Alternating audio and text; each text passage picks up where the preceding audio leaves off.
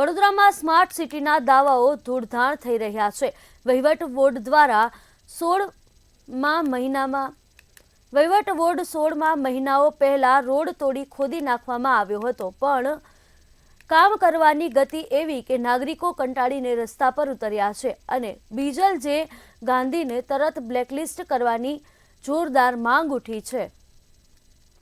વડોદરાના ward number 16 માં Savita hospital થી ઓમ રેસિડેન્સી સુધીના આરસીસી રોડ તોડીને વ્હાઇટ ટોપ કરવાનો પ્રોજેક્ટ માર્ચ મહિનામાં મંજૂર થયો હતો।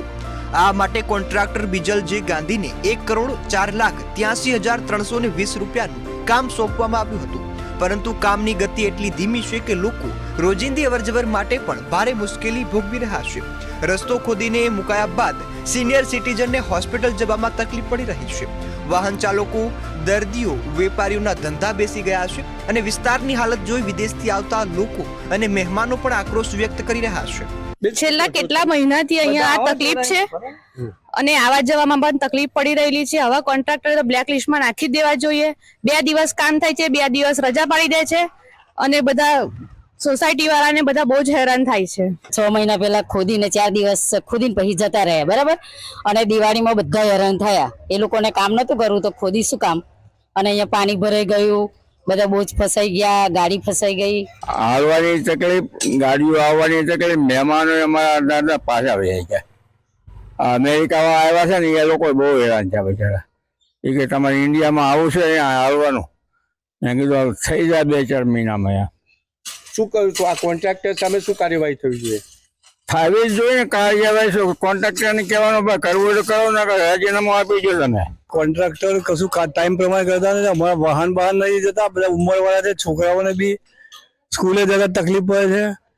કાલ ઉઠીને કોઈક ઇમરજન્સી આવશે તો બધાને તકલીફ પડશે અને કામ પૂરું થતું નથી અને કોર્પોરેટર બી અહીંયા જોવા નથી આવતા। અહીંના દિવાળી પહેલાનું રોડનું કામ ચાલુ છે, વરસાદ પડી ગયો અને બહુ ધીમી ગતિએ કામ ચાલુ છે અને તંત્રને ખબર નહીં શું છે, ખબર નહીં પડતી।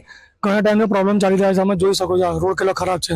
નાગરિકોને જનરલી અવર જવરમાં ને અન્ય બીજી મુશ્કેલીઓ પડી રહી છે, એને ધ્યાનમાં રાખીને વહેલામાં વહેલો રોડની અમે કામગીરી ચાલુ કરાય છે। કોન્ટ્રાક્ટરને નોટિસ આપી છે વહેલી પૂર્ણ કરવા માટે। જ્યારે નાગરિકોનો આક્ષેપ છે કે કામ કરવાનું ન હતું તો રોડ શા માટે ખોદી મૂકી દીધો છે। નાગરિકોમાં બીજલ જે ગાંધીને તરત બ્લેકલિસ્ટ કરવાની જોરદાર માંગ ઉઠી છે, છતાં પણ મનપાના અધિકારીઓ માત્ર નોટિસ આપીને સંતોષ માની રહ્યા છે। કોન્ટ્રાક્ટરના લાભાર્થે વડોદરા મહાનગરપાલિકા કામ કરતું હોય તેવો એક વધુ કિસ્સો સામે આવ્યો છે। આપ સ્ક્રીન પર જોઈ રહ્યા છો એમ આ સવિતા હોસ્પિટલની સામે આવેલી ઓમ શિવ રેસિડેન્સી અને શિવ રેસિડેન્સી તેમજ કૃષ્ણ વિલા વિસ્તાર છે। અહીંના નાગરિકોને પૂજા કરવા જવું હોય તો પણ પારાવાર મુશ્કેલી પડી રહી છે ને કહેવામાં આવી રહ્યું છે કે અધિકારી અહીંના ડેપ્યુટી એન્જિનિયર કોન્ટ્રાક્ટરને નોટિસ આપે છે, પરંતુ કોન્ટ્રાક્ટરને એની દરકાર નથી। કેમ?